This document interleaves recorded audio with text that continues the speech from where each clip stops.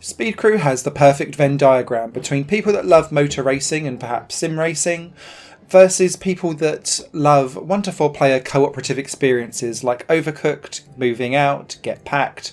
There's loads of them that are fantastic because Speed Crew takes the Overcooked genre and applies it to pit stops. And the idea is that you work is either teams of 1, 2, 3 and 4 together as a pit stop crew to service as many cars as possible within the time limit of the race that you're in, because the amount of cars serviced translates to laps in the race through a point system. And whoever does the most laps wins the race and therefore gets the most points in the championship that you're driving in or servicing cars in. It's a really nice twist on the Overcooked genre, and Speed Crew does an awful lot exceptionally well. And the big thing with this is that every single level has something either unique and new to it, or a twist on things that you've done before to make every single level feel unique and interesting and bring its own challenge. And there's something to be said for that in a genre that can sometimes feel quite samey. Speed Crew never does. Speed Crew starts out really quite simple. A car will drive into its pit box, which you need to avoid getting run over by, because otherwise that will cause a 5-second respawn penalty before you can take control of your character and do anything with it. And whenever something gets into its pit box, you'll have a diagnostic computer that you'll need to press, and it will scan the car to see what's wrong with it, and it will highlight it in yellow. So, for example, at the beginning it will be fixing a broken tyre. You'll need to grab the jack and jack the car up on the right side so that you can then grab the spanner and take off the tyre. You can chuck the tyre in the recycle bin and grab a new one out of the box, and then use the spanner to reattach the new wheel on. Drop the jack down, and the car will be ready to go. Whenever a car's ready to go, a go button will pop out of the ground, and then you spank that and off the car goes and the next one comes in. Most levels do have multiple pit bays though, so quite often you'll already have another car waiting to go, and this is where Speed Crew's scalability comes in. If you're playing in single player, you'll be flipping between the 2 car bays all the time, or 3 in some of the levels later on. But if you've got multiple players, you'll be splitting off to try and cover as many different things as possible.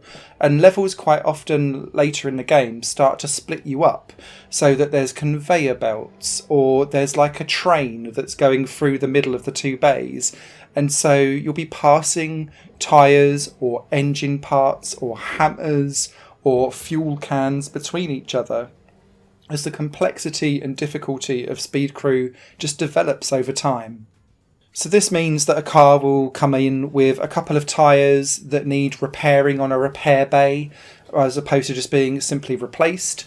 It could be that your spanners have been replaced by rechargeable like wrenches, but they are only good for a couple of things. So then you have to dock them onto recharge bays and wait for them to recharge. So you'll be kind of passing them around, having one on charge, one ready to go.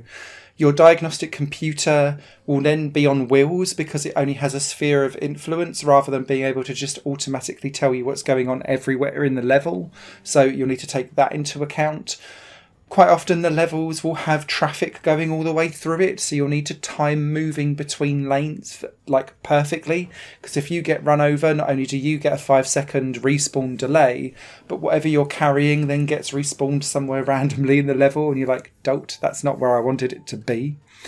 There's also some really cool things when you're working in co-op as well. So the engine replacement takes, if you're going in single player, you have to really drag that engine and your character slows down. But you can then use a 2-player attack to kind of pick it up either side and move it faster together. And you can put it on a repair bay and work together and get the timing of something repaired quicker too. So there's loads of different ways how you can tackle things the more players that you've got. Split up and work on 2 cars separately, or work really efficiently and quickly on the same car together. And as the game kind of scales up and gets more and more difficult, more and more options become available to you, because there's no really true best way of doing it. It's really what works well for you as a collaborative team going together. Control-wise, the game really works very intuitively and very well. I didn't run into any problems with controls.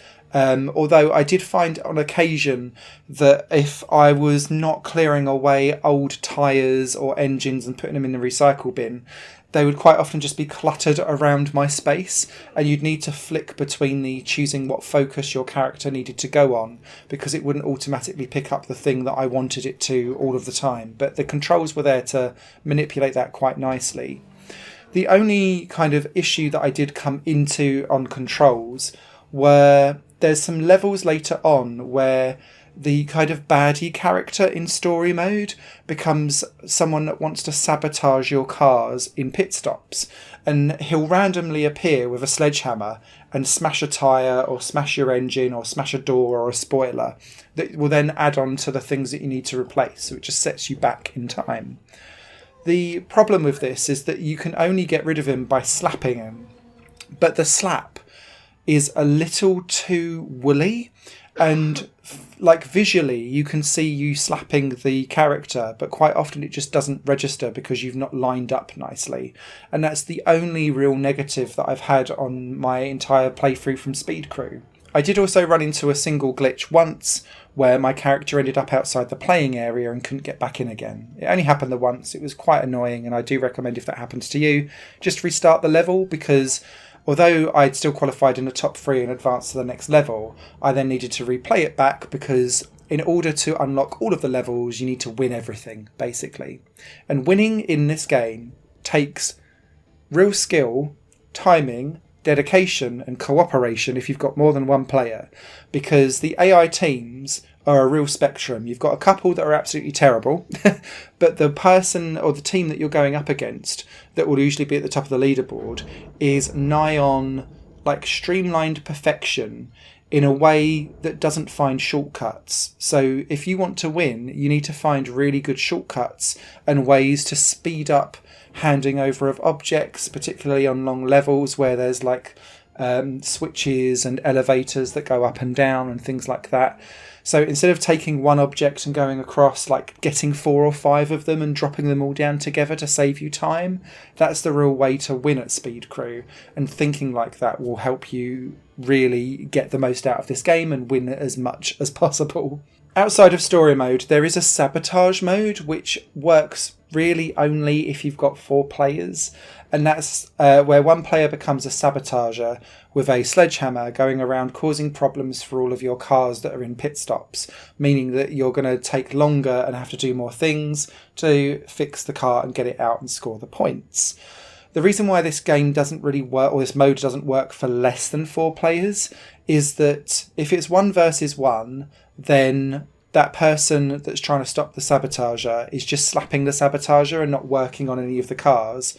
If it's 2 versus 1, one person just slaps the sabotager and then the other person's doing the car fixes really slowly. If it's 3 versus 1, then it starts to put 2 cars in at once, and it gives the sabotager options to try and cause problems, but there's still players that are enough that can still do things to the car whilst also stopping the sabotager being able to do what it needs to if you're whacked well.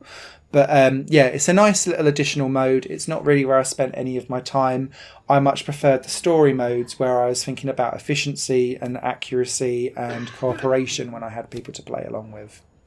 I really, really enjoyed my time with Speed Crew. I would recommend it to anyone that enjoys your Overcooked, Moving Out, You Get Packed, This Is Warped, all of those.